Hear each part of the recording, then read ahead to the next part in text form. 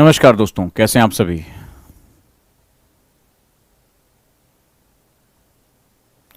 क्या सभी उजांकियंस को मेरी आवाज़ क्लियर आ रही है? कैसे हैं आप सभी और क्या अच्छे से आप लोगों की पढ़ाई हो रही है?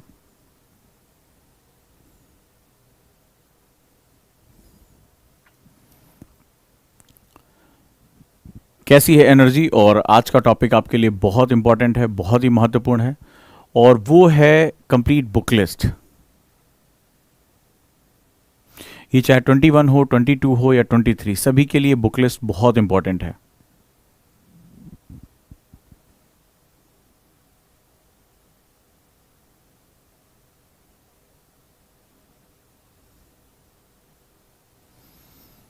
So how are you all? कैसे हैं आप सभी दोस्त? रेडी हैं आज के लिए?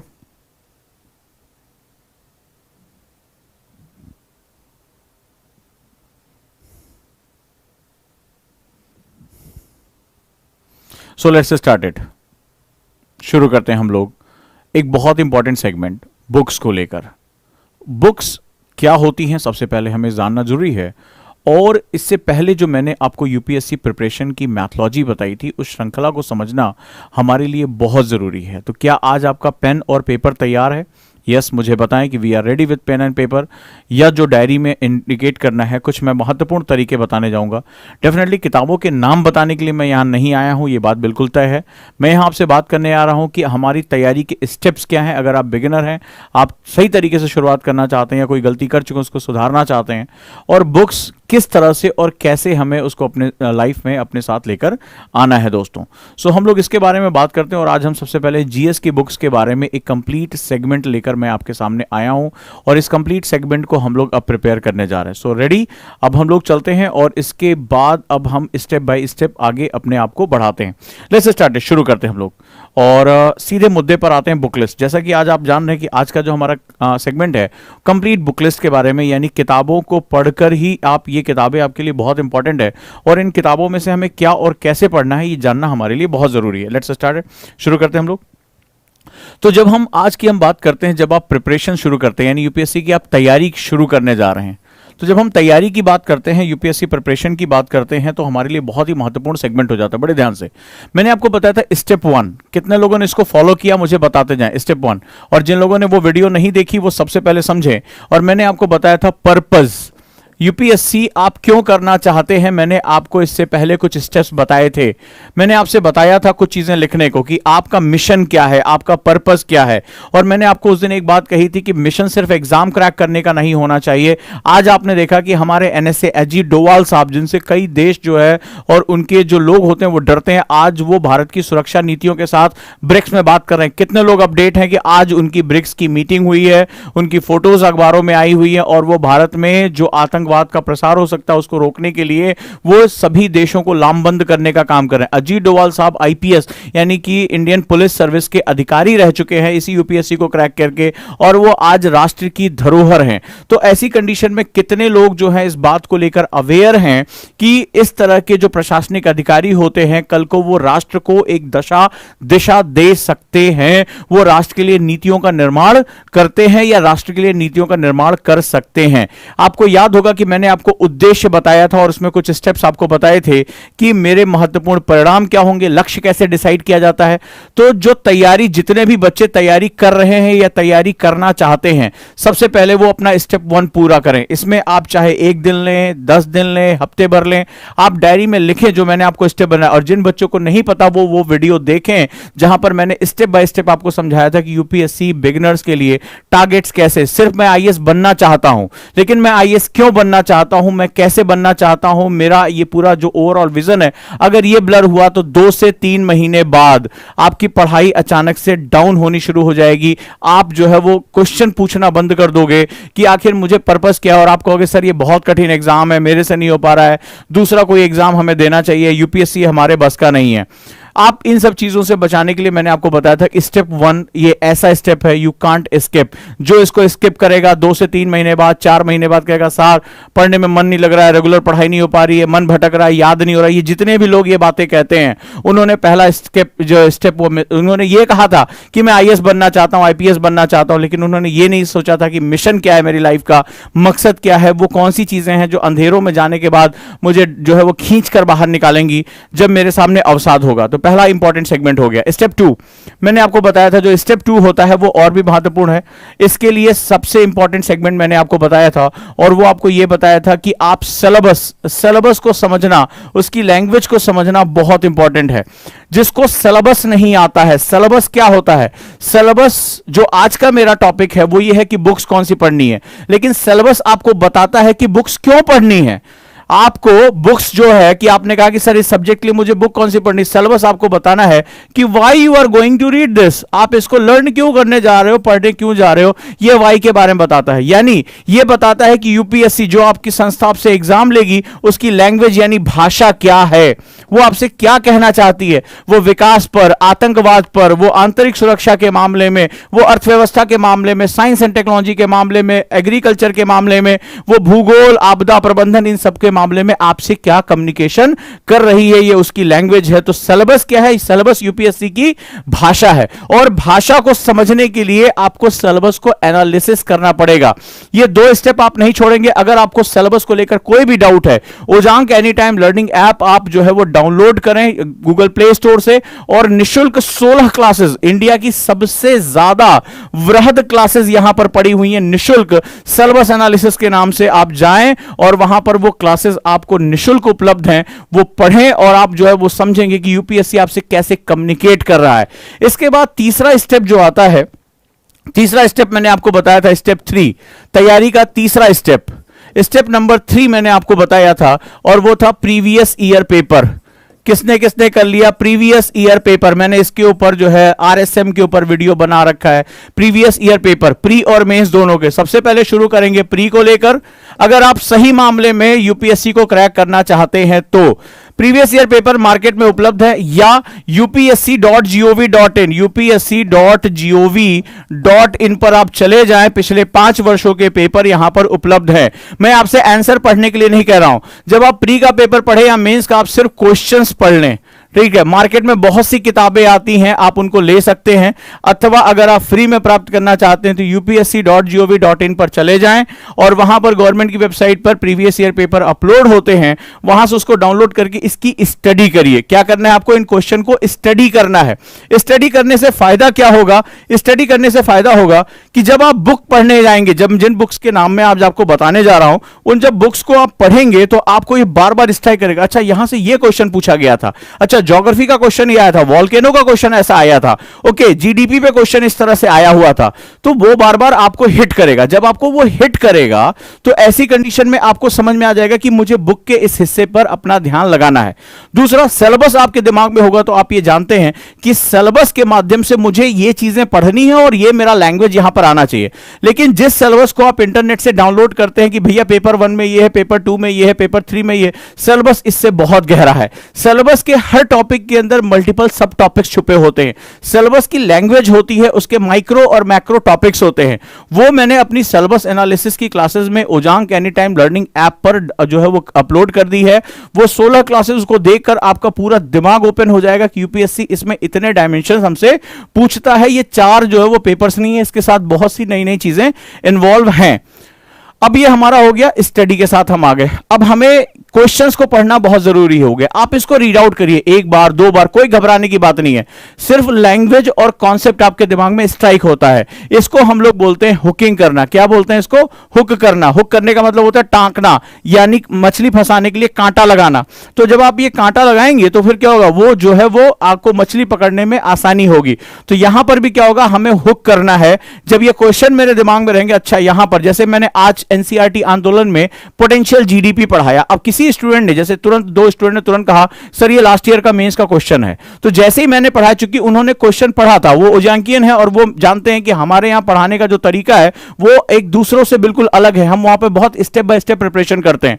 तुरंत उन्होंने मुझे कहा सर ये लास्ट ईयर का क्वेश्चन है और ये मेंस का क्वेश्चन आया था। अब उनका क्या हुआ, फोकस उस पर ज्यादा आ गया कि हाँ सर ये जो क्वेश्चन है आया हुआ है, सर इसको पढ़ा रहे हैं, ये बहुत इंपॉर्टेंट है।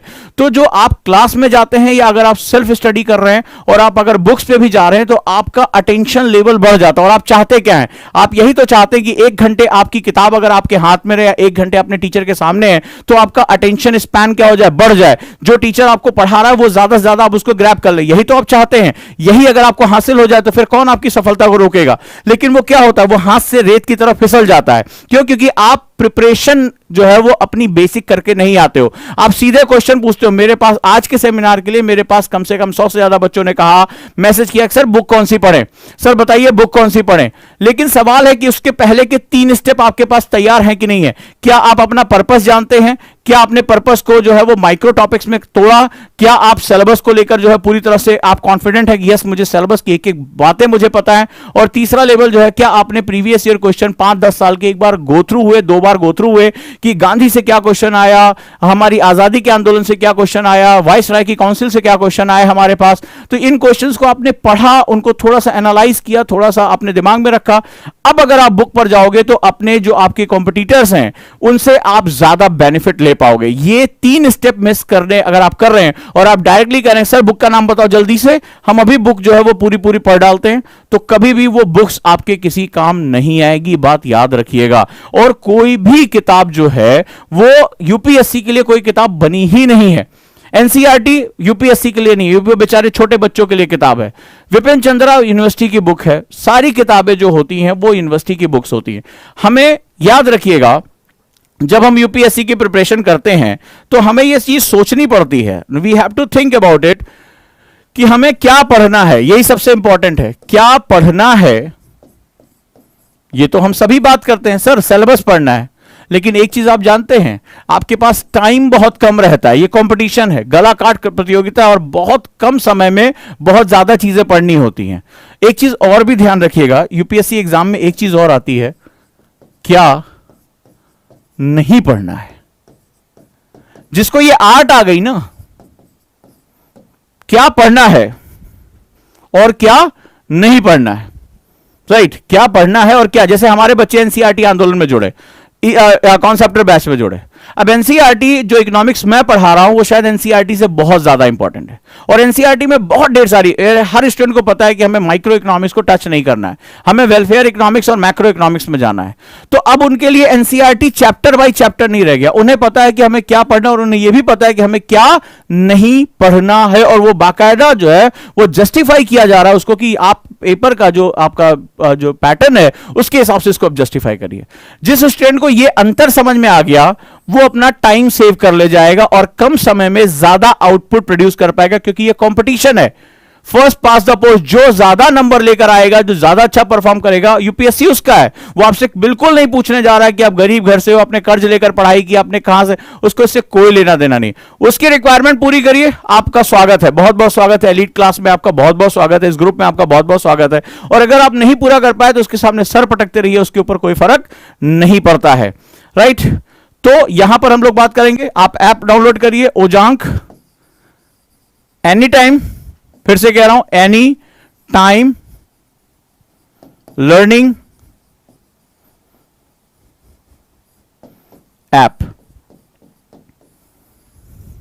इस पर आप चले जाइए, strategy classes and syllabus classes bye Ojaank sir, आपको पूरी तरह से कंप्लीटली निःशुल्क आपको वहां पर अवेलेबल होगा। वो क्लासेस आप जाइए और देखिए, 16 क्लासेस से ज्यादा का सेगमेंट है, और वो आपको सिलेबस के बारे में आपका दिमाग हमेशा के लिए चेंज करके, और बहुत सी इसमें चीजें आपको अवेलेबल आपको यहां मिलेंगी, जहां पर आपके आंसर राइटिंग मैथोलॉजीज पूरी जो है कोर्सेज आपको मिलेंगे। तमाम तरह के फ्री कोर्सेज यहां पर आपको अवेलेबल दिखाई पड़ेंगे। क्लियर है? लेट्स मूव ऑन, आगे चलते हैं हम लोग।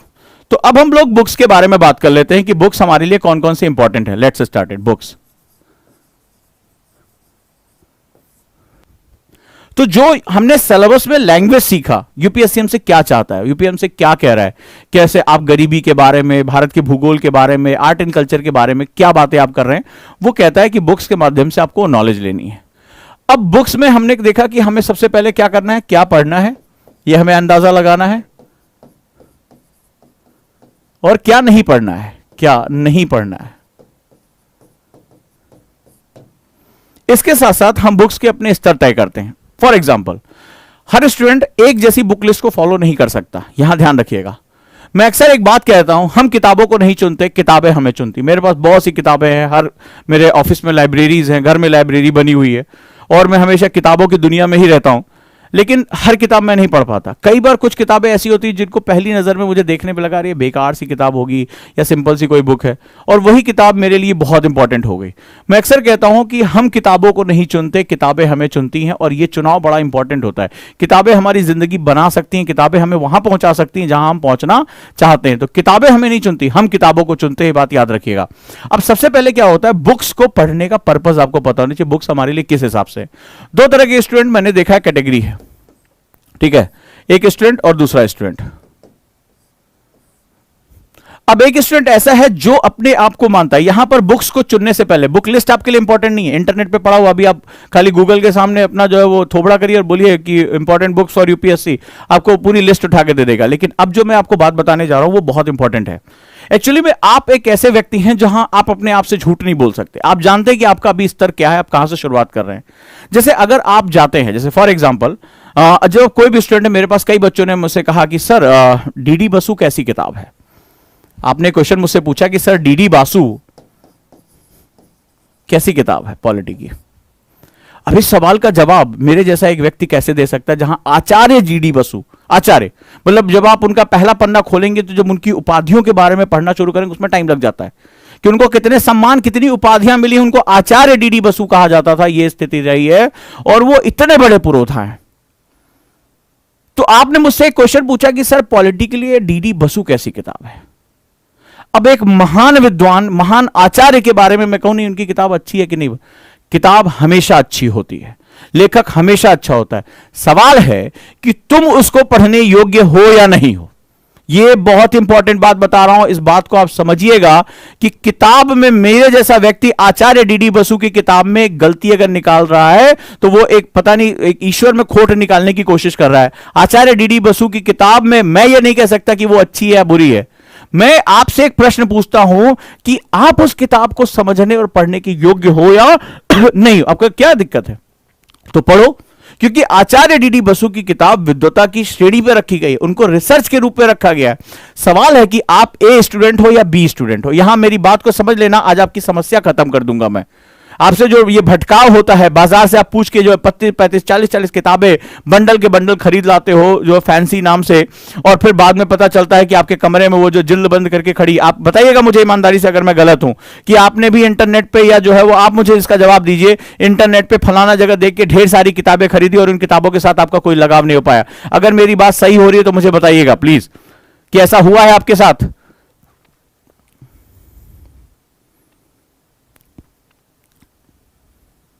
आपने मोटी से मोटी किताबें खरीदी, आपने मिश्रापुरी, दत्त सुंदरम, सारी किताबें खरीदी। आप मुझे बताइए कि कैसा अभी कभी हुआ आपके साथ कि जब वो किताबों को पढ़ने की बारी आई तो आपका उनके साथ कोई रुझान नहीं हो, पर आपको लगा रही यार ये बहुत टफ लिखा हुआ है, इसमें बहुत ज्यादा डाटा दिया हुआ है, ये रमेश सिंह मेरे को फर्स्ट स्टेप में नहीं लेनी चाहिए थी, इतना ज्यादा आंकड़े, इतने ज्यादा जीडीपी के रुझान, मुझे ये नहीं करना चाहिए था। लेकिन आपने इंटरनेट पे देखा था, आपको किसी ने बताया था कि ये टॉपर्स बुक लिस्ट है और मुझे पढ़ना चाहिए। ऐसा हुआ है?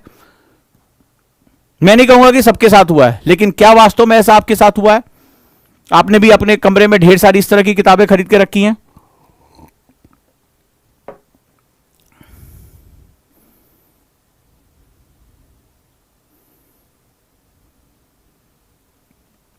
गुड, इसीलिए मैं यहां आया हूं। यह लिस्ट देना 5 मिनट का काम है, लेकिन उससे फायदा क्या होगा?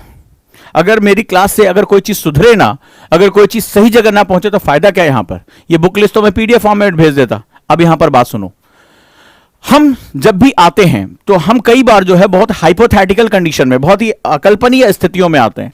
वीडियो देख लिया, अरे वो फलाना गाड़ी से उतर रहा है, वो फलाना जो है इतनी ताकत है, 1 साल में आईएएस बन गया, हम भी अपने आप को चले आते हैं।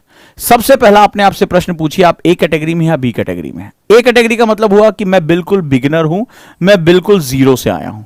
आपने इससे पहले पॉलिटी का पी भी नहीं पढ़ा, आपको पहली बार हिस्ट्री का एच आपको समझ में आ रहा है कि इतिहास क्या है, या भूगोल में आपको पहली बार जलवायु परिवर्तन की चीजें इस हिसाब से देखने को मिली। आपने कभी एसएसटी नहीं रहा, आप साइंस बैकग्राउंड के, मैथ्स बैकग्राउंड के स्टूडेंट रहे हो, या आप दूसरे बैकग्राउंड के स्टूडेंट हो, ये सब्जेक्ट मेरे लिए क्या है? इसमें कोई अहंकार नहीं है। कई बार हम मिथ्या अहंकार है जो है, फॉल्स ईगो कर लेते हैं, अरे नहीं नहीं 1 साल में अभी भाई अपन आईएएस बन के दिखा देगा, फिर वहीं गड़बड़ होती है।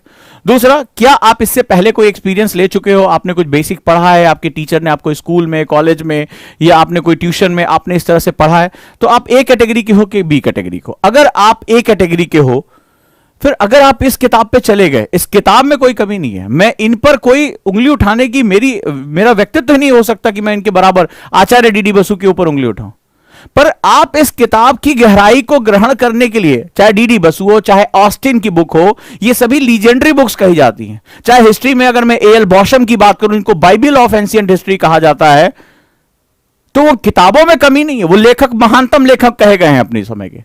पर सवाल है कि मैं आज बिगिनर हूं, पहली बार मैं प्राचीन इतिहास पढ़ने जा रहा हूं, और किसी ने, मैंने इंटरनेट पे जाके देखा, अभी भी मैंने सूची चेक की तो एएल बॉशम की किताब का नाम आ रहा है। एएल बॉशम मतलब जिसने भारतीय, जिनको शोध ग्रंथ के रूप में लिया जाता है, लोग रेफरेंस के रूप में, हिस्ट्री का स्टूडेंट जो है रेफरेंस में लेता है, आप जो बाइबिलियोग्राफी उठा के देखें तो कई जो स्कॉलर्स पीएचडी के उनको रेफर करते हैं।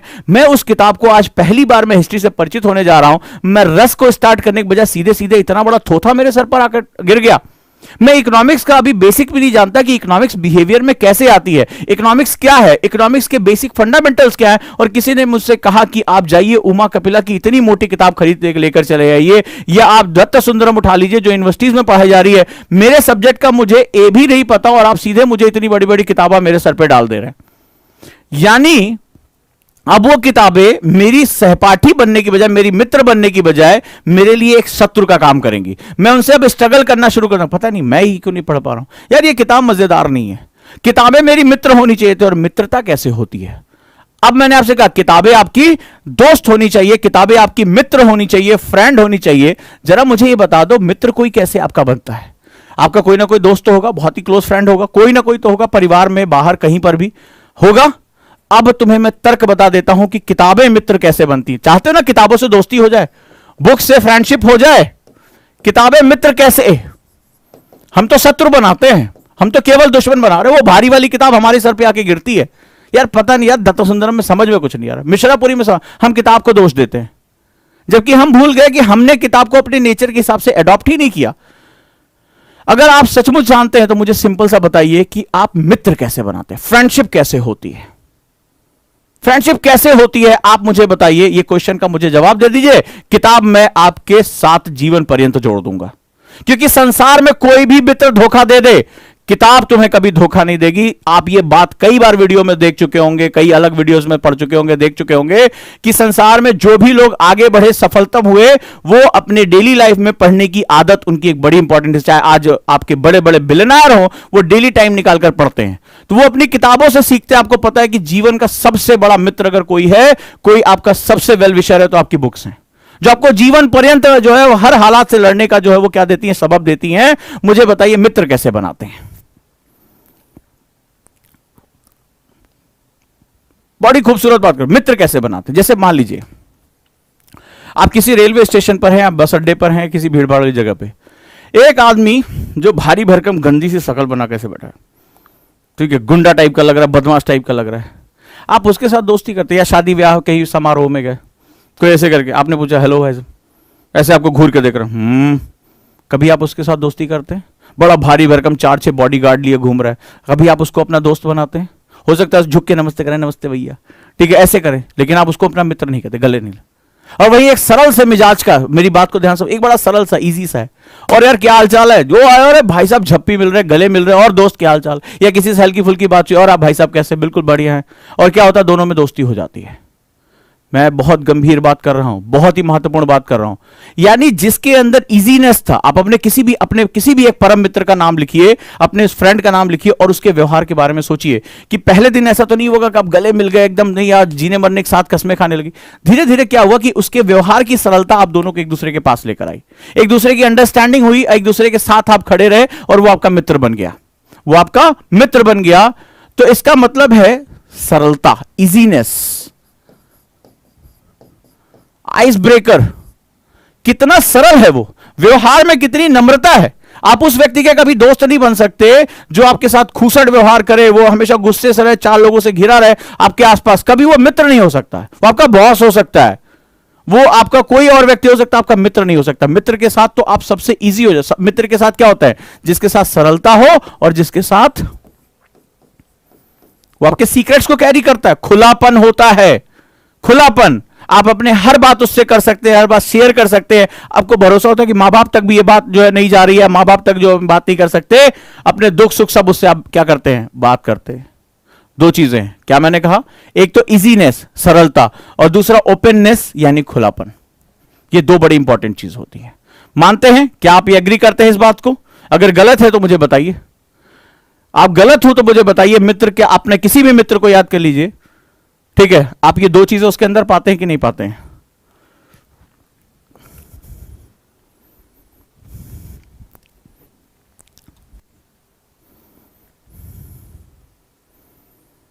Right, this is the thing. मैं परम मित्रों की बात कर रहा हूं, मेरे बाबू ने खाना खाया क्या, वो वाला मैं बात नहीं कर रहा हूं, ठीक है, that is a different case. वो आज यहां खा रहे हैं, कल वहां खाएंगे। I am talking about the friends, जिसको आप कहते हैं कि मेरे दुख सुख में ये मेरे साथ खड़ा है। No, the things about the books, why I am starting with the, अगर मैं अपना दोस्त किसी ऐसे व्यक्ति को नहीं बता रहा हूं जो बहुत कॉम्प्लेक्स है, जो बहुत कठिन है, जो बहुत खड़ूस टाइप का है, मैं उसको अपना मित्र नहीं बता रहा, why should I choose the books which sounds खड़ूस, विच साउंड्स टफ, विच साउंड्स हैवी, तुमसे उम्र में बड़ा लग रहा है, अरे बाप रे बाप, आचार्य की बुक है ये। बुक में कमी नहीं है, वो उसका अपना व्यक्तित्व है, वो बहुत ही हायर है, बट तुम्हारे साथ सरलता नहीं है उसकी, तुम्हारे साथ खुलापन नहीं है उसका, तो ये बुक्स तुम्हारी मित्र नहीं हो सकती है। ठीक, अगर अपनी किताबें चुनने जा रहे हो तो इस तरह से चुनो, इस तरह से चुनो, दिस इज द फैक्ट। अगर हम अपना मित्र इस आधार पर चुनते हैं, तुम्हारे फ्रेंड, तुम्हारे सर्किल में ढेर सारे लोग होंगे, सब तुम्हारे परम मित्र नहीं है, तब तुम्हारे जिगरी यार नहीं है, लेकिन किसी के साथ तुम्हारी ट्यूनिंग हो जाती है, इजीनेस हो जाता है, किसी के साथ खुलापन आता है, वो तुम्हारा परम मित्र है। सो हम जब बुक्स चूज करते हैं, सो हमें ये भी फंडामेंटल यहां देखने पड़ते हैं, which book is open and easy to understand for me, right, for understand for me. जब आपका व्यक्तित्व निर्मित होता चला जाता है तो आप जटिल लोग, जब आपके दोस्त बढ़ जाते हैं तो क्या होता है, जब किसी दिन सामने किसी दादा से लड़ाई हो जाती है, कोई डाकू जो है वो कॉलेज का गुंडा टाइप का, और आपके अच्छे दोस्त है, चल बे मार के आते हैं, ठीक है, चल भिड़ के आते हैं, वो बुलाया उसने मिलने के लिए, तो कॉन्फिडेंस होता है कि वो मेरे से भले चाहे जटिल है, मेरे से गुंडा है बहुत बड़ा, लेकिन अब मेरे दोस्त मेरे साथ खड़े हैं, चल यार कोई बात नहीं, चार हाथ तू भी खाएगा, चार हाथ हम भी खाएंगे, मार के आएंगे, देखा जाएगा। हुआ है, कॉलेज में सबने किया होगा, स्कूलों में होता है, हम लड़ जाते हैं क्योंकि हमारे दोस्त हमारे साथ होते हैं। When you have the concept of the easy books, जब आप धीरे धीरे इजीनेस के साथ जाते हो तो एक दिन कॉम्प्लेक्स कॉन्सेप्ट को भी आप कहते हैं चल यार मार के आएंगे इसको भी ऐसी की तैसी। ये होता है सिस्टम लाइफ का, ये सिस्टम होता है बुक्स का। जब बुक्स इस तरह से हमारे साथ आ जाती हैं तो फिर हमें धीरे धीरे उसको समझने में बहुत आसानी होती है। हाल ही में मेरे साथ भी एक घटना हुई। मैं आज से 2 साल पहले एक बुक लेकर आया, राइट, मुझे समझ में आया कि थोड़ा सा मैनेजमेंट के बारे में पढ़ते हैं, तो एक मैंने किताब इंटरनेट पे सर्च की कि one of the best book मुझे मिल जाए, तो मैं ये बुक लेकर आया, बिल्ड टू लास्ट। ये बड़ी भारी भरकम किताब और बिजनेस मैनेजमेंट के लिए बहुत बढ़िया किताब मानी जाती है। ये मैं 2 साल पहले खरीद के लेकर आया था, आज तक पढ़ नहीं पाया इसको। ठीक है, इंटरनेट पे सर्च किया one of the best selling book, और फलाना जिम कॉलिंस की 10 साल से बेस्ट सेलर बनी हुई है। मैंने भी ले लिया यार इसकी भारी भरकम बुक लेकर आते हैं। बट ये किताब जो है वो जब मैंने पढ़ने की कोशिश की, 4 पन्ने मेरा दिमाग हिल गया। मैंने कहा समझ में नहीं आ रहा ये कहां स्टार्टिंग कर रहा है, कहां से हो रहा है। इंटरनेट पे चेक किया तो ये बेस्ट सेलिंग बुक्स बनी हुई है, बिल्ड टू लास्ट पिछले 10 सालों में one of the best selling books है। नहीं पकड़ पा रहा हूं मैं, तो फिर मैंने क्या किया, एक धीरे धीरे सर्च करते ऐसे अचानक से एक बुक देखी, that is blue ocean strategy. Innovations के बारे में, आप कैसे अपने फील्ड में इनोवेशन कर सकते हैं, नया कर सकते हैं।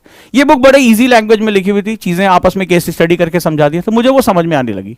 ये समझ आने के बाद अचानक से पता नहीं क्या हुआ कि जो बिल्ड टू लास्ट बुक थी वो मुझे समझ में आने लगी, क्योंकि बहुत सा बेसिक फंडामेंटल मैंने यहां कर लिया। तो ये मेरे साथ भी उतना ही सत्य है। आज ये दोनों किताबें मेरे लिए वो आसानी से पढ़ी हुई किताबें हैं, मैं इसको किसी को समझा भी सकता हूं, लेकिन जब मैं फर्स्ट टाइम लेकर आया तो मैं ये इस किताब को नहीं पढ़ पाया। ये मेरे साथ भी उतना ही हुआ। तो ऐसी कंडीशन में क्या होता है कि आपको समझना पड़ेगा कि बुक की शुरुआत हम कहां से करें, यानी कि सरल हो और उसके साथ खुलापन हो। ये दो चीजें हमेशा याद रखिएगा। डन है। अब हम बुक्स पे आते हैं कि कैसे हमें करना है। No, choose books according to your need, not on the basis of the internet. आपको अपनी जरूरत के हिसाब से किताब चुननी है, इंटरनेट के हिसाब से किताब नहीं चुननी। अगर इंटरनेट के साथ किताब चुनोगे तो फिर समस्या बढ़ती चली जाएगी। चलिए, अगर हम बात करें बुक्स की, तो बुक्स में अगर आज आप जीरो से स्टार्ट कर रहे हो, for example you are starting with zero, मतलब जीरो का मतलब हुआ कि आपको लग रहा है कि यूपीएससी में अभी आपको लंबा समय देना है। आप अभी 12th पास करके आए हो, अंडर ग्रेजुएट स्टूडेंट हो, और आपको लग रहा है कि नहीं, मुझे डेप्थ के साथ, पूरी जल्दबाजी के बिना मुझे कॉन्सेप्ट की गहराई में पहुंचना है। सो आपको इसमें क्या करना पड़ेगा? मैंने हमेशा कहा कि महान निर्माण समय लेता है। जल्दबाजी में तो गुप्ता जी का मकान बन सकता है, वर्मा जी का मकान बन सकता है, लेकिन वर्मा जी का मकान देखने के लिए दुनिया भर के टूरिस्ट नहीं आते हैं, ठीक है, लेकिन ताजमहल को देखने के लिए आते हैं। क्यों? क्योंकि वो महान निर्माण था, उसको बनने में भी 20 साल लगे। तो अगर आपको अपने करियर का महान निर्माण करना है, आपको क्लर्क नहीं बनना है, आपको आईएएस बनना है, आईपीएस बनना है, तो आपको समय देना पड़ेगा। यह सिद्धांत हमेशा से रहा है, अतीत से लेकर वर्तमान तक यह सिद्धांत उतना ही महत्वपूर्ण रहा है। तो आपको अगर यहां से शुरू करना है तो आपके पास 2 सेगमेंट्स हैं, 2 सेगमेंट्स। बिल्कुल जल्दबाजी मत करिए। एक एनसीईआरटीज, मैं इसके पहले वीडियो बना चुका हूं कि व्हाई एनसीईआरटीज, मैं इसके पहले वीडियो बना चुका हूं, और मैंने आपको राष्ट्रीय पाठ्यक्रम जो हमारा सेगमेंट है, करिकुलम, वो फ्रेमवर्क भी मैं आपको बता चुका हूं कि उनको क्वेश्चन पूछना है तो वो कहां से क्वेश्चन पूछेंगे। और आज मेरे एनसीईआरटी आंदोलन के बच्चे इतना कॉन्फिडेंट, अभी आज एक बच्चे ने मैसेज किया कि एयरफोर्स का एग्जाम देके आ रहे हैं और सर क्वेश्चन सारे के सारे हुए। इस तरह के जो हमारे सेगमेंट है, जो भी हमारे बच्चे एग्जाम दे रहे हैं, किसी ने कहा प्री के सारे क्वेश्चन हो रहे हैं, तो वो जो हमने वहां पढ़ाया वहां पे उनको बेसिक फंडामेंटल वहां पे क्लियर होता चला जा रहा है, एनसीईआरटी। और दूसरा होता है एनआईओएस, ये भी गवर्नमेंट का पब्लिकेशन है, national institute of open schooling. इनकी भी books free of cost available है इनकी वेबसाइट पे। और एनआईओएस की बुक, ये दोनों स्टार्टिंग करने के लिए बेस्ट किताबें मानी जाती हैं, राइट। स्टेट जो किताबें हैं वो भी बहुत अच्छी हैं, लेकिन अगर उसमें कुछ त्रुटियां हैं, गलतियां हैं, तो उससे ज्यादा बेहतर है ना कि ये दोनों किताबें आपकी स्टार्टिंग करने के लिए बेहतरीन है, ठीक है। इसमें आप हिस्ट्री, ज्योग्राफी, पॉलिटी, इकोनॉमिक्स अपना बेसिक्स कर सकते हो। हिस्ट्री, ज्योग्राफी और पॉलिटी के लिए 6 to 12 की तरफ जा सकते हो। बाकी जो साइंस है और इकोनॉमिक्स है वो केवल कुछ क्लासेस की बुक्स को ही आप करके अपना काम खत्म कर सकते हो। तो NCERT and NIOS is best for you, right. Clear है? तो इन दोनों किताबों से आप स्टार्टिंग कर सकते हो, आप इनको एक बार पढ़ सकते हो डायरेक्टली। आप कई बार मन में अहंकार होता है, अरे आईएएस की तैयारी कर रहे हैं, डीडी बसु के बिना हम कुछ नहीं करेंगे, ठीक है, हम सीधे विपिन चंद्रा पढ़ेंगे। और पता चला हमारा बेस भी नहीं होता। और विपिन चंद्रा ने सोचा था कि भाई अब तो ये ग्रेजुएट हो चुका है, स्कॉलर हो चुका है, अब इसको हम समझाएंगे कि भारतीय क्रांति कैसे हुई थी, आजादी का आंदोलन कैसे मिला था। लेकिन आप तो एकदम आज पहली बार उतरे हो कि आजादी का और आंदोलन शब्द का मतलब आपको नहीं पता है, और आप सीधे उसमें घुस गए। आपको नहीं पता कि आंदोलन, मास मूवमेंट का मतलब क्या होता है, इसके पीछे किस किस प्रकार की भावनाएं इन्वॉल्व होती हैं, किस प्रकार ये मूवमेंट खड़े किया, आपको ये प्रक्रिया ही नहीं पता है, और आप सीधे घुस गए। सीधे बोले नहीं वो हमने इंटरनेट पे पढ़ा कि मोटी वाली किताब से आईएएस बनते हैं। फिर तो वो मोटी वाली किताब आप समझ गए होगे कि मित्रता नहीं हो पाएगी तुम्हारी। क्लियर है? तो यहां से आप स्टार्टिंग कर सकते हैं। नेक्स्ट आ जाते हैं हम लोग। और जब हम एनसीईआरटी के बाद अब हम चलते हैं लेवल 2 की बुक्स पे। अगर आप थोड़ा बहुत पढ़ चुके हैं, अनुभव है, आपको बेसिक चीजें पता हैं, तो आप लोग यहां पर आप जा सकते हैं सेकेंड लेवल की बुक्स पे। सेकेंड लेवल बुक्स, अब फॉर एग्जांपल हिस्ट्री। अब हिस्ट्री में हमारे कई पार्ट्स होते हैं। हिस्ट्री को हम एक सब्जेक्ट मानते हैं, लेकिन हिस्ट्री में कई पार्ट हैं, जिसमें एंशिएंट हिस्ट्री यानी प्राचीन भारत, मध्यकालीन भारत मेडाइवल हिस्ट्री,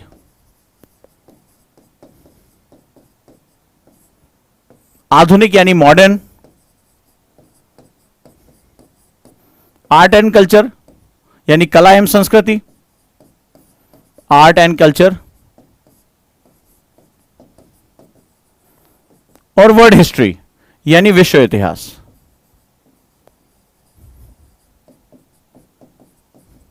यानी विश्व इतिहास। इतने पार्ट में तो हिस्ट्री है। अब इनकी बुक्स बिल्कुल अलग होगी। पहले अगर आपने एक बार एनसीईआरटी गो थ्रू कर लिया, एनसीईआरटी क्या है कि वो कहानियों के रूप में लिखी हुई है। कहानियां अगर आप बचपन से देखोगे तो कहानियां हमेशा में बांधती। पिक्चरें जब हम देखने जाते हैं, पिक्चरें क्या होती हैं? एक विजुअल कहानियां ही तो होती हैं। एक विजुअल कहानी होती है। एक साम्राज्य था, माहिष्मती का साम्राज्य, वहां बाहुबली था, फलाना ऐसा हुआ, वहां पे एक मेरा वचन ही मेरा शासन है। तो मेरी कहानी को मैंने पिक्चोरियल फॉर्म में कर दिया, वो कहानी है वो सिंपली। तो जो एनसीईआरटी एनआईएस की बुक्स है वो कहानी स्टोरी टेलिंग फॉर्म में है और वो हमें कहानियों के रूप में बांध देती हैं। एक बार हमारी उनसे दोस्ती हो जाती है तो फिर आगे हम बिगड़ैल जो बच्चे हैं उनसे साथ दोस्ती करने में हमें दिक्कत नहीं होती। हमारे कॉन्फिडेंस है कि हमारे जो बचपन के दोस्त हैं, लंगोटिया यार है, वो हमारे साथ खड़े हैं।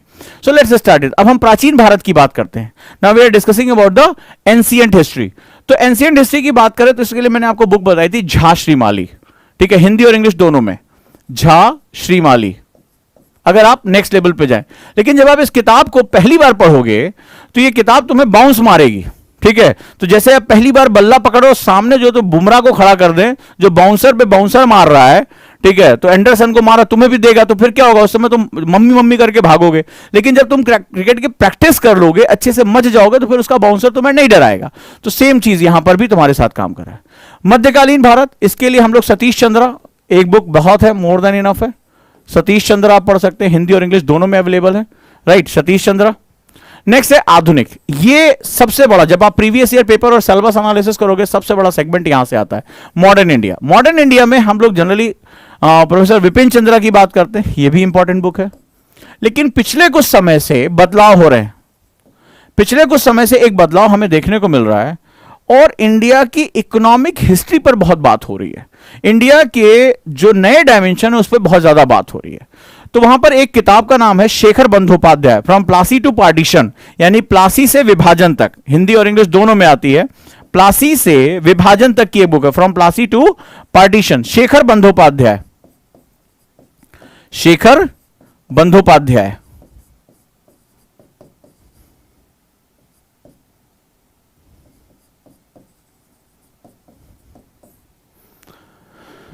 These two books are good to read, either professor Bipan Chandra, लेकिन जो इसकी इकोनॉमिक हिस्ट्री के बारे में या नई जो घटनाक्रम है उसको देखने के परिप्रेक्ष्य के बारे में, one of the best book is Plassey to partition, Shekhar Bandyopadhyay, ठीक है। ये किताब भी काफी अच्छी बुक्स मानी जाती है।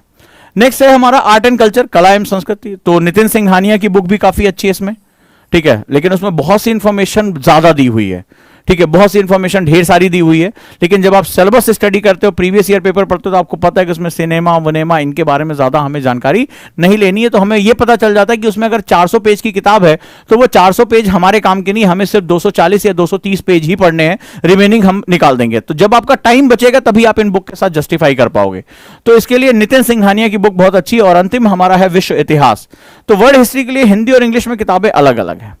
जहां पर इंग्लिश में एक बहुत अच्छी किताब है लोवे की, ठीक है, लोवे की, मैकमिलन पब्लिकेशन में इसका 4th एडिशन मार्केट में आ चुका है। विश्व इतिहास वर्ल्ड हिस्ट्री के लिए बहुत किताब अच्छी है।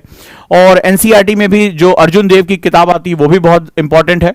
और साथ ही साथ इसमें जो किताब है अर्जुन देव की, वो वर्ल्ड हिस्ट्री में हमें बहुत मदद करती है। जो एनसीईआरटी और अब वो क्या नाम है, पियर्सन पे भी उनकी बुक आने लगी, प्राइवेट पे भी। तो अर्जुन देव इज गुड फॉर, हिंदी और इंग्लिश दोनों में किताब आ रही है। वर्ल्ड हिस्ट्री आप पढ़ सकते हैं। और इंग्लिश में अगर आप एक्स्ट्रा पढ़ना चाहते हैं तो लोवे की book one of the best book मानी जाती है हिस्ट्री की प्रिपरेशन करने के लिए। आप यहां पर इसकी प्रिपरेशन को कर सकते हैं। ओके है, कोई दिक्कत तो नहीं। Next move on. अगला हमारा जो मेजर टॉपिक है वो है सिलेबस वाइज, वो है ज्योग्राफी। ज्योग्राफी, अब ज्योग्राफी में एक पोर्शन अलग हो जाता है जो इन्वायरमेंट एंड इकोलॉजी के नाम से अलग होता है। चलिए अगर हम उसको देखना शुरू करते हैं, लेट्स स्टार्ट इट। तो ज्योग्राफी यानी भूगोल की अगर हम बात करें तो बहुत इंपॉर्टेंट है सिलेबस के वाइज, और इसकी जो डायमेंशन है वो बहुत ज्यादा बड़े हैं। अगर हम इसमें बात करें तो हम इसमें कई आयाम देखें। पहले आप ये समझिए कि भूगोल कोई एक सब्जेक्ट नहीं है, ये कई हिस्सों में बटा हुआ है। जैसे हिस्ट्री बटा हुआ था तो ये भी कई हिस्सों में बटा हुआ है। तो पहला इसमें होता है हमारा जिसको हम लोग कहते हैं फिजिकल ज्योग्राफी, फिजिकल ज्योग्राफी यानी भौतिक भूगोल। दूसरा हमारा जिसको हम लोग कॉमनली जो है वो वर्ल्ड ज्योग्राफी बोल देते हैं, मैप ज्योग्राफी बोलते हैं, वर्ल्ड ज्योग्राफी हो गया यानी विश्व का भूगोल। और एक तीसरा हमारा हो गया जिसको हम लोग इंडियन ज्योग्राफी यानी भारत का भूगोल बोलते हैं, इंडियन ज्योग्राफी। तो जो भौतिक भूगोल होता है वो भौतिक के सिद्धांतों पर आधारित होता है, जो भूदृश्य के रूप में यानी हमें जो सेगमेंट्स के रूप में दिखाई पड़ता है, ये अपने 4 भागों में विभाजित है, जिसमें कि हम लोग जियोमॉर्फोलॉजी, क्लाइमेटोलॉजी, ओशिनोग्राफी और बायोजोग्राफी, इस रूप में ये क्या है, ये सॉइल ज्योग्राफी, इसमें हम लोग इसको 4 भागों में विभाजित कर देते हैं। तो फिजिकल ज्योग्राफी पढ़ने के लिए इंग्लिश में जो बुक है वो जीसी लियोंग बहुत अच्छी किताब है। NCERT one of the best book है इसके लिए। अगर आप एनसीईआरटी को आप बिटवीन द लाइन यानी गहराई में जाकर समझ गए और वहां आपने इसको पढ़ लिया तो फिर यह चीज आपके लिए बहुत ही ज्यादा इंपॉर्टेंट हो जाती है। इसके साथ साथ इंग्लिश में जीसी लियोंग और हिंदी में अगर आप एक बुक पढ़ना चाहते हैं तो सविंदर सिंह, इसमें भौतिक भूगोल की इनकी किताब आती है, सविंदर सिंह की बुक आती है, वो आप पढ़ सकते हैं। डाटा बस अपना नया चेंज कर लीजिएगा। वर्ल्ड हिस्ट्री यानी विश्व भूगोल में हमें मैपिंग की जरूरत पड़ती है, मैप के थ्रू इसको पढ़ना पड़ता है। इसमें विश्व के प्रमुख स्थान जैसे कि कहां ज्वालामुखी पर्वत है, कहां पर महादेश है, बाउंड्रीज है, कुछ प्रमुख पर्वत स्थल है, क्या चीजें हमारे, और साथ ही साथ होने वाली जो कंटेम्प्रोरी घटनाएं जैसे गोलान हाइट्स हो गया, कहां जो अभी काबुल एयरपोर्ट बहुत चर्चा में रहा है, गांधार रहा है, जो आपका क्या नाम है, जो हमारी अभी आजकल तालिबान के साथ लड़ाई चल रही है, पंजशीर वैली, इन सब के बारे में जो चर्चा चल रही है उसको आपको मैप करना सीखना पड़ेगा। यानी अगर पंजशीर वैली, आपने कहा पंजशीर वैली में तालिबान के विरुद्ध नॉर्दर्न अलायंस लड़ रहा है, तो एक्चुअली में पूछेगा पंजशीर वैली की ज्योग्राफिकल लोकेशन क्या है। आपको पता भी है कि वो लगातार चर्चा में है, वो है कहां, वो ईरान के साथ लग रहा है, तजाकिस्तान के साथ लग रहा है, वो किसके साथ जो अपनी बाउंड्री शेयर कर रहा है, कहां पर है वो बाउंड्री, क्या रीजन है कि वहां पर तालिबान आज तक कभी कब्जा नहीं कर पाया। सो उसकी ज्योग्राफिकल लोकेशन आपको पता होनी चाहिए। तो इसको पढ़ने के लिए माजिद हुसैन सर की बुक जो है वो बहुत इंपॉर्टेंट है, हिंदी और इंग्लिश दोनों में। माजिद हुसैन हिंदी और इंग्लिश दोनों में आती है। और इंडियन ज्योग्राफी यानी भारत का भूगोल पढ़ने के लिए एनसीईआरटी के साथ साथ जो अगर आप सेकेंड लेवल यानी मेंस की पढ़ाई करना चाह रहे हैं तो इसके लिए भी माजिद हुसैन या खुल्लर दोनों किताबें बड़ी इंपॉर्टेंट और हिंदी इंग्लिश दोनों में आती है, इसको भी आप पढ़ सकते हैं। ये अगर चतुर्भुज मामोरिया की बुक मिल जाए तो वो भी बहुत अच्छी मानी जाती है, ठीक है, सीएम मामोरिया जिनको हम लोग बोलते हैं, वो किताब भी आपके लिए बहुत ही इंपॉर्टेंट है। तो ये रहा हमारा ज्योग्राफी का सेगमेंट। इसके बाद इसमें मैपिंग बहुत जरूरी है, तो ओरिएंट ब्लैक स्वेन का मैप बहुत इंपॉर्टेंट है, आप उस मैप को कर सकते हैं। तमाम तरह के मैप्स आपके लिए बहुत इंपॉर्टेंट हो जाते हैं। तो ओरिएंट ब्लैक स्वेन, टीटीके में मैपिंग बहुत इंपॉर्टेंट है। मैपिंग आपको सबसे ज्यादा मार्क्स ज्योग्राफी में देती है, यानी जो आप पढ़ रहे हैं उसको आप कितना लोकेट कर पा रहे हैं। जैसे मैंने एनसीईआरटी में भी आपने देखा कि मैंने उसमें एडवांस में जाकर मैपिंग पढ़ा जाए, फिशरीज को लेकर मैप है या तमाम रिसोर्सेज को लेकर मैप है, जो एनसीईआरटी में नहीं था वो भी मैंने बच्चों को कराया, क्योंकि इससे अंडरस्टैंडिंग आपकी बहुत बढ़ जाती है, राइट। नेक्स्ट वन अगर हम बात करें तो नेक्स्ट हमारा जो सबसे इंपॉर्टेंट सेगमेंट है वो है आपका पॉलिटी यानी राजव्यवस्था की बात कर रहे हैं। तो राजव्यवस्था के लिए सबसे पहले तो आपने एनसीईआरटी पढ़ा, बेसिक आपको सब्जेक्ट की नॉलेज हो गई। एनआईओएस पढ़ा आपने, एनआईओएस भी बहुत अच्छी किताब है। इसके बाद जब आप पॉलिटी के साथ अगला जाते हैं तो मैं अगर आप इसके बाद स्टार्ट करते हैं तो मैं आपसे 2 किताबों के नाम बात करूंगा। एक सुभाष कश्यप, किसने किसने पढ़ी है सुभाष कश्यप। मैं डीडी बसु सर के साथ अभी जाने के लिए नहीं करूंगा, जब आपको एक्स्ट्रा जब आपका सेगमेंट तैयार हो जाए तब आप उसके साथ जाएं। सुभाष कश्यप हिंदी और इंग्लिश दोनों में आती है, 2 पार्ट में आती है। किसने ये किताब पढ़ी है? एक हमारा संविधान, अवर कॉन्स्टिट्यूशन, अवर पार्लियामेंट, हमारी संसद, ये 2 पार्ट में एनबीटी पे, नेशनल बुक ट्रस्ट पे किताब आती है। लेमैन के लिए बहुत प्यारी किताब है। अगर आपने ये पढ़ा है, नहीं पढ़ा तो इसको आप अपने साथ ले और इसको रीड आउट करें। ये कहानियों के रूप में कही गई है और बहुत ही प्यारी किताब है, इसको आपको पढ़ना चाहिए। एक अवर पार्लियामेंट, हमारी संसद, और दूसरी किताब का नाम है हमारा संविधान, अवर कॉन्स्टिट्यूशन। ये जो बच्चे नए हैं वो उनके लिए बहुत इंपॉर्टेंट हो जाता है। और दूसरी जिसको बाइबल ऑफ पॉलिटी कहा जाता है, आप जानते हैं मैं क्या बात करने जा रहा हूं, और उसका नाम है लक्ष्मीकांत।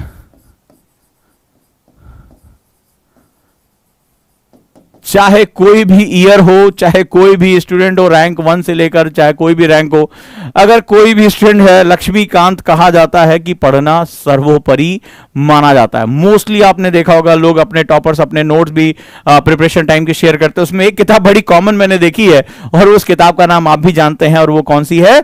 लक्ष्मीकांत है। लेकिन एक बात अब मैं आपको बताने जा रहा हूं जो कि बहुत महत्वपूर्ण है। लक्ष्मीकांत की किताब 2 पार्ट में आती है। एक जो हमारी बेसिक पॉलिटी की बुक होती है, लेकिन आपको पता होगा लक्ष्मीकांत की एक और बुक आती है जिसे आज के समय में बहुत इंपॉर्टेंट है, और वो गवर्नेंस की बुक होती है। सुशासन जिसे हम लोग कहते हैं, गवर्नेंस की बुक होती है, वो दूसरा पार्ट जो आता है which is very very important. आज के समय में वहां से क्वेश्चन बहुत ज्यादा आ रहे हैं, बहुत ही ज्यादा महत्वपूर्ण क्वेश्चन हो रहे हैं। और लक्ष्मीकांत को जितना सुनने में आसान है कि अरे इसको पढ़ लेंगे समझ लेंगे, इसके अंदर बड़े ट्विस्ट एंड टर्न है, बहुत ज्यादा जो है कॉम्प्लेक्सिटी है। तो आपने देखा कि अभी हमने जो सर से एक रिक्वेस्ट किया हमारे साथ कि आप एक लक्ष्मीकांत का बैच शुरू करें, और उन्होंने कहा आज सुबह उन्होंने हामी भरी कि यस हम रेडी हैं और हम लक्ष्मीकांत पढ़ा सकते हैं, बहुत ही इंपॉर्टेंट है।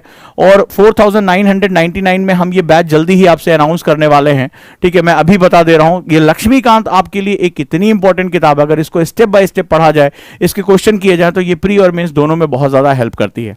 इसके बाद एक तीसरी किताब भी है और उसको हम लोग बोलते हैं बेयर एक्ट। ये 9900 रुपए की किताब है, बेयर एक्ट। प्लीज इसको आप, ये बाइलिंगुअल आता है यानी दोनों भाषाओं में, प्लीज इसको जरूर ले लें, क्योंकि अखबारों में तमाम अनुच्छेद संशोधन इनके बारे में जब बात होती है तो बेयर एक्ट आपको बहुत हेल्प करता है। बहुत इंपॉर्टेंट एक छोटी सी जो किताब है, उसको आपके लाइब्रेरी में ये किताब होनी ही चाहिए। डन है, चलें आगे हम लोग।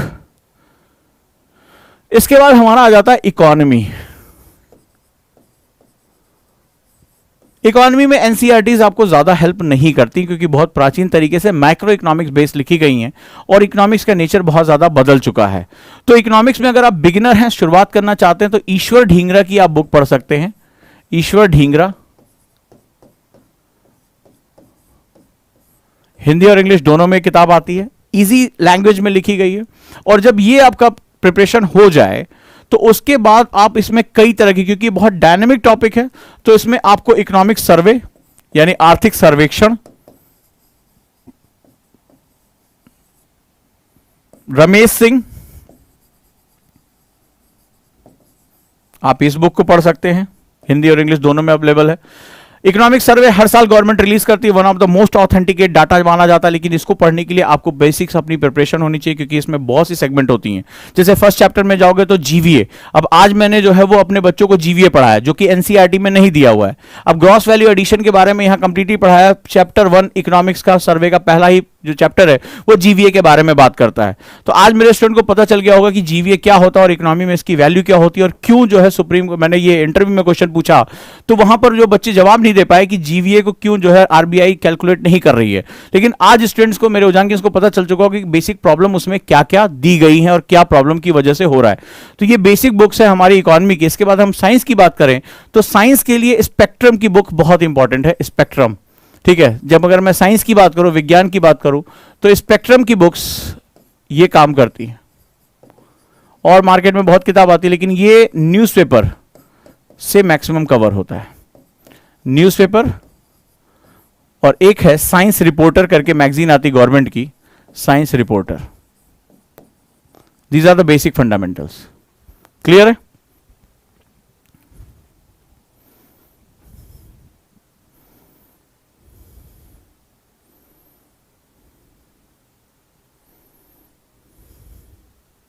डन।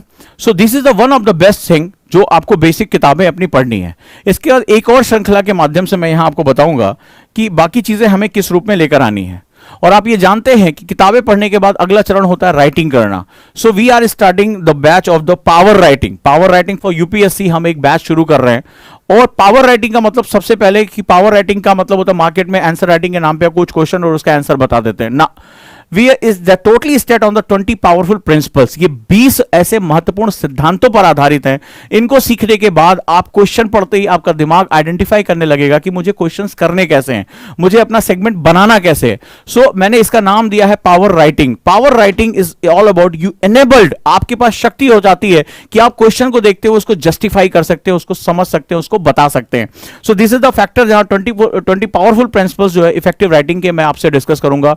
और ये प्रभावशाली राइटिंग सिर्फ आपकी आंसर राइटिंग के नहीं, सिर्फ एस्से राइटिंग के साथ साथ ऑप्शनल राइटिंग, आगे लाइफ में भी आपको जब राइटिंग करनी होगी, लगातार जो है वो चीजें लिखनी होंगी, वहां ये आपको बहुत बहुत ज्यादा हेल्प करेगी।